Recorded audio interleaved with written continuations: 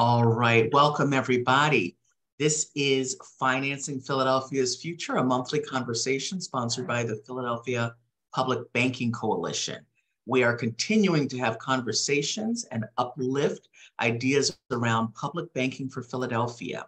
Today, we're continuing the series of interviews with the mayoral candidates, all those folks who are vying for that pretty important job. And today, we have candidate Derek Green. Welcome, welcome. So glad you could join us. Thank you for your participation and scheduling this. I know you're very, very busy. But we're going to jump right in, if that's okay. That's fine on me. All right. So the first question is, how will you implement and fund the Philadelphia Public Financial Authority and ensure its independence, transparency, and community focus? Well, that's pretty straightforward considering that I introduced the legislation that was passed to create the Philadelphia Public Financial Authority. So I'll follow the tenets that me and many people on this call have put together in reference to having this entity up and running. I think it's important. It's also a very sad disappointment from this administration who failed to appoint the appropriate parties for this entity to be up and running. Imagine if the Philadelphia Public Finance Authority was available right now. We'll be far on our way to not only getting dollars to our city council budget to be able to make sure this entity is up and running, but also getting towards the goals of helping businesses, especially hard to lend to businesses, like so many Black and brown businesses that I'm familiar with as a former small business owner and former small business lender, but also other organizations like co-ops or as well as other entities. We have the Philadelphia Green Capital Corporation, which we've had many calls and conversations about. We could be working in partnership with that entity if we had vision and leadership from this administration. Unfortunately, we do not have that, but we will have that in a Green administration. Great, great. And you started to move into the next sort of question set. We've got two questions under how are we going to finance underserved communities? For example, both public and private opportunities for investment into underserved sectors of the economy, including, like you said, Black and brown neighborhoods, small businesses, cooperatives, and affordable housing, both how it relates to the public bank, but also other initiatives, because as a mayor, you can work with lots of tools, right? Absolutely. And one of the things I've seen, unfortunately, from not only this administration, but previous administrations, that we have various resources at the disposal of the city, but we're not providing those resources in a fully transparent way, but also communicating to small business owners as well as cooperatives regarding some of the real opportunities we have to invest in those organizations. Too often, business owners and organizations are not aware of some of the investments and opportunities we have here in the city of Philadelphia, as well as at the state level. So it's incumbent upon an administration, the Green administration, to work a much more closer collaboration with organizations like Philadelphia Association of CDCs, our local community development financial institutions, non-traditional lenders, and a number of different organizations that I worked with when I created the Philadelphia Business Lending Network as a way to grow and try to address the issue of poverty in the city of Philadelphia. And that was part of the reason why I did the work I did, working with so many partners to create the Philadelphia Public Financial Authority. Okay.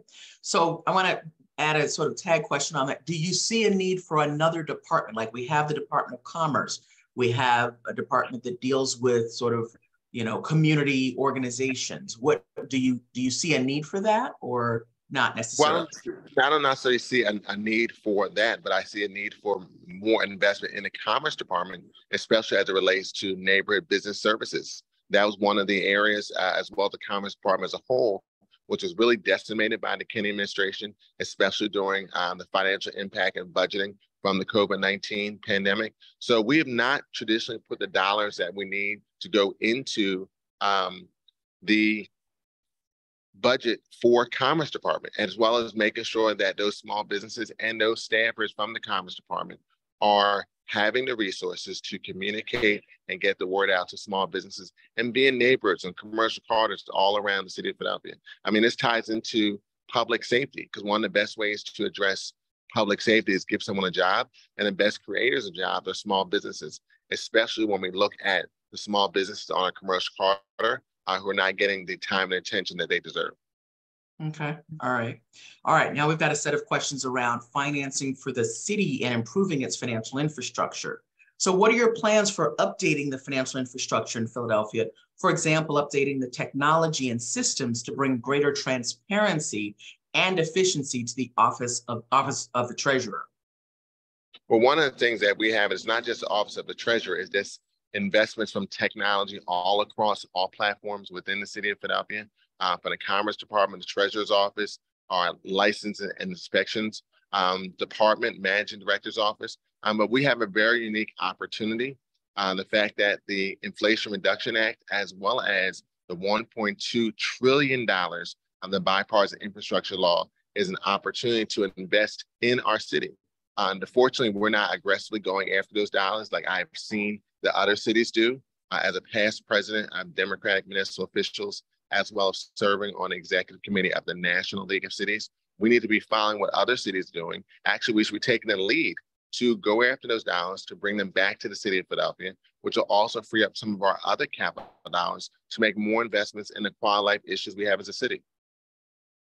Can you give us an example? If we had that kind of money, what sort of fintech or technology investment would you make? What do we need here? Well, just in reference to, like, for example, CRM software, in order to have different departments be able to see information on what's happening from revenue and L&I. I used to be co-chair of a special committee of regulatory reform and review. And the fact that many of our departments cannot communicate with each other.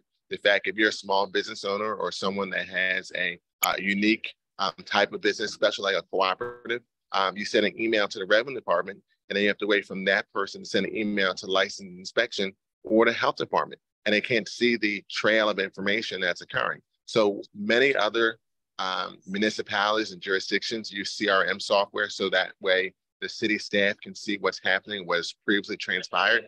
That's the type of investment we need to make in our technology to make it much more transparent and open, and also allow our citizens to believe that you can get the services that you desire from our city, because I believe Philadelphians should expect more and deserve better from our city.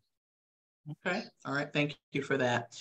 Will you increase the city's list of authorized depositors to prioritize local banks and credit unions that are actively serving the local economy? Yeah, I think that's another great perspective. When I created the Philadelphia Business Lending Network, there are a number of institutions that are there that I'm not sure if they are city depositors. We should be broadening the perspective of who can be depositors of receiving city dollars. We also need to look at some of the requirements, some that I've actually pushed back on, that are in place at the local level. Yes, there's some challenges at the state level, but at the local level, we've been a little bit too restrictive. I think we need to look at some of those opportunities to enable more depositors to be able to receive dollars from the citizens of the city of Philadelphia. Okay. And what are your plans for promoting access by residents to economic development entities, including banks, CDFIs, and private developers? Well, I've worked very closely with the Pennsylvania Association of CDFIs. They've done a lot of work in reference to helping community-based community development financial institutions around not only the city of Philadelphia, but around the Commonwealth. But we need to provide more resources for those institutions. And we also need to lean on some of the other larger entities to say, listen, we need your support and your resources. Just like when people talk about pilots in reference to universities and providing dollars back to the city of Philadelphia, we should also be doing to some of these larger institutions that have a lot of dollars, a lot of money, and they should be investing and providing resources to help these smaller institutions, many who do lending that they don't do, that enable them to have information and opportunities to grow. That was the whole purpose of creating that Philadelphia Business Lending Network, and part of the purpose of the Philadelphia Public Financial Authority, to fill in the gaps in the areas that large institutions just simply do not use or take advantage of, or provide the services that are needed for so many businesses, especially unusual, hard to lend to businesses, Black and brown businesses, as well as others in the city of Philadelphia. Thank you for that. And we've kind of moved into sort of like, public-private partnerships. I just read an article this morning about Wells Fargo's $40 million investment in, I think they called it growing minority developers or something like that. And so they gave it to 3 different CDFIs, including our local reinvestment fund. to prioritize Black developers and resources they needed to really become competitive with the predominant developers. So great. What are your plans to oversee the banks that hold our residents and businesses deposits to ensure their safety and compliance under the fair lending and community reinvestment laws? You may also, in light of the Silicon Valley, speak to that too, that issue. Well, that was a situation with Silicon Valley Bank and Signature Bank where they were overly leveraged into areas that created a run on that bank. But we should be using the Office of the Treasurer to look at banks, and as a former banker, I have some knowledge of this perspective, but also those entities that receive dollars from the city of Philadelphia or city-related entities, how are they using those dollars to really help local businesses and also residents, not only making investments and saying, we need you to help us to get more information out to our citizens, especially on programs like earned income tax credits and other programs, but also what are you doing to really help provide lending to hard to lend to entities, and how will you help work with us with the Philadelphia Public Financial Authority as a way to provide more access to credit? Okay. All right. So those are the questions that we have for you, but let me leave it open for you now to share. Let's start with just sort of, why do you want this job? I'm sorry, I didn't get the last question. Why do you want the job of mayor of the city of Philadelphia? Well, it's quite simple that, Philadelphians should expect more and deserve better from our city. And we've seen the lack of leadership from the issue of this created water crisis that this current administration has done, from the issues of just like the Philadelphia Public Financial Authority, which was a big idea and a creative idea that we need to bring to the city of Philadelphia. But all of these issues are interconnected. The issues of gun violence and public safety, tying to education, tying to small businesses.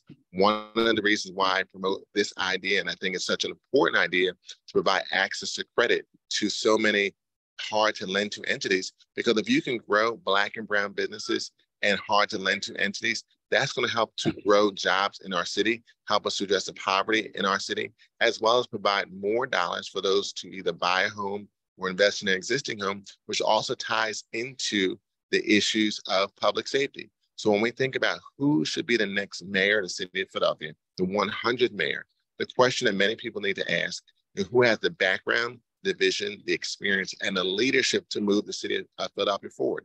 From my experience, not only being a member of city council, but also being a national leader as national president of Democratic municipal officials, executive committee member of the National League of Cities, but also having had those experiences of being an assistant district attorney who was once racially profiled. In fact, I taught in the school district when I was in law school, and I had a chance to see the gift of education that my mother and others who taught in the school district had provided. And then the last issue is poverty. The fact that we have this entity that's not being utilized like it should be utilized, but all of these things all tie together. I think it's important that the next mayor has actual lived experiences in all those three areas that are critical for the future of the city of Philadelphia. And that's why I should be the 100th mayor of the city of Philadelphia, because I truly believe Philadelphians should expect more and deserve better from our city.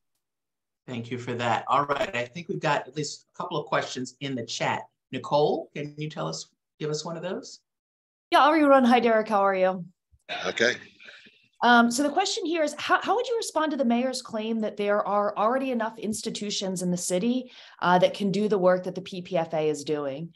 And then related to that, do you think that the existing institutions, for example, like the PIDC, do you think they need to be restructured in any way to make them more, the question here reads community oriented and transparent, but I might even say community led. Like, what are we doing to put our residents and our communities in the driver's seat of some of these economic development decisions? Well, that first question is laughable as someone who's never actually worked in a bank to be able to make that type of statement when they have no true knowledge of how banking operates. The fact that when we spent all the time to create the Philadelphia Public Financial Authority, it was based on the fact that so many entities are hard to lend to entities. And that's why we created it the way we did, doing the research, working with Holland Knight and the mayor's own law department and treasurer's office. So the fact that we already have these entities just shows his lack of knowledge. And we've already seen his lack of leadership from his actions as mayor, unfortunately, and held many of us hostage and not providing the leadership that we need. in reference to some of the other institutions like PIDC, we need to be having a broader conversation about some of the people who are on that board. I know when I first came into office, I simply asked for the bylaws of the Philadelphia Industrial Development Corporation, and you would have thought I asked for some type of super secret MI6 Tom Cruise Mission Impossible information, and I'm a member of City Council. So we need to have people that have diverse backgrounds, especially in finance, from some of our non-traditional lenders, our community development financial institutions who have been doing lending in our city that can provide additional expertise and perspective on the issues that they see front hand in trying to help grow businesses in our city and address the poverty in the city of Philadelphia. So, Derek, you work pretty closely with the Philadelphia Public Banking Coalition to get that legislation passed, and we thank you for that work. One of the components that will be addressed eventually, hopefully, when we have the public bank, not just the PPFA, but the public bank, is the ability to move our money out of Wall Street. Speak to that issue, and do you still feel like there's a need for that, and why, if so? Well, I mean, that's something that we continue to explore. We've got to get the entity up and running to give it the capacity to do that. I think we can also look, and I think coming out of the SVB or our signature bank issues, that we need to continue to look at where our dollars are kept. But we also need to be thinking not just from the public bank perspective, but there are other banks that have different dynamics. So I think an amalgamated bank, which started as a union or labor bank. So I think we need to be diversifying, and I think there's steps that we can take now as the Philadelphia Public Financial Authority is getting started to then become a public bank. So we can start taking those steps now of diversifying where our dollars go, especially as we are thinking, who do we put our dollars in as institutions in this nation? Now, are they giving us the best return, not only on a financial return, but also best return in reference to how we grow the city of Philadelphia? Understood. Peter, let's go to you. Thank you, Vanessa. And Derek, to follow that up, we've been talking about CDFIs and other kinds of banks. Philadelphia has three, what the FDIC identifies as minority depository institutions. And I'm wondering if you see a special role, and some of the things that Vanessa was just talking about moving money and having more local input for the organizations that really are invested with all of their heart and soul, as well as their money, into their local communities. A special role for the minority depository institutions, maybe as qualifying them for city depositories.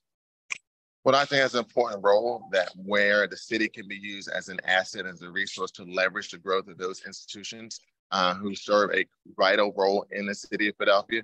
And it's important that we use the assets that come to the city, which are assets that come from our tax dollars, both as residents as well as business owners, as a way to help grow those institutions, to partner with them to do some of the things we've talked about, which created the need for the Philadelphia Public Financial Authority. It's just unfortunate that the administration doesn't understand or have that perspective, and that's why it's a real need in our city. Okay. So, Derek, I think I've seen your emails and you send updates on various issues. Let's go back to the safety issue. So apparently through the surveys that they've done, the gun violence seems to be top of mind with a lot of people in the city. So I believe you have like a plan. So can you talk through some of the components of your plan and just sort of start with sort of what's your maybe sort of theory about what's going on? Is it elevated? Well, the issue is that in every forum, and I'm actually getting ready to go on a debate tonight in literally 3 minutes, I believe. But the issue of gun violence is an issue that everyone in this city talks about. Every forum I go to, either arts and culture, hospitality, economic development, this morning education, that's the issue that's top of mind for every single person. And the fact that last year we had 2,200 shootings, 74% of the victims and shooters look like me. We have to have a way of addressing gun violence in our city that deals with the fact we don't have enough police officers in our city, and we need to use the existing dollars that we have in our police budget. We also need to hire police officers that look like the city of Philadelphia, doing things like hiring bonuses, which is what Seattle is doing, as well as Baltimore and Newark. But we also got to make sure that we're holding people accountable who want to victimize people in our city. But at the same time, and that's the presence and accountability, the other two portions are opportunity and investment.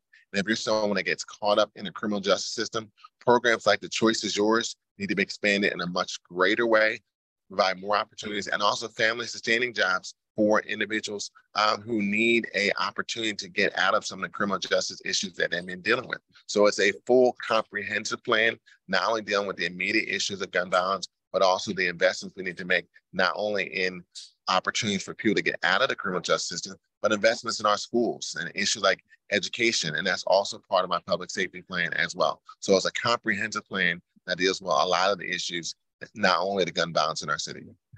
All right, we've got a couple of more minutes, but it sounds like you need to go. So I'm going to leave you with the last words. What else would you like to tell us and the city of Philadelphia?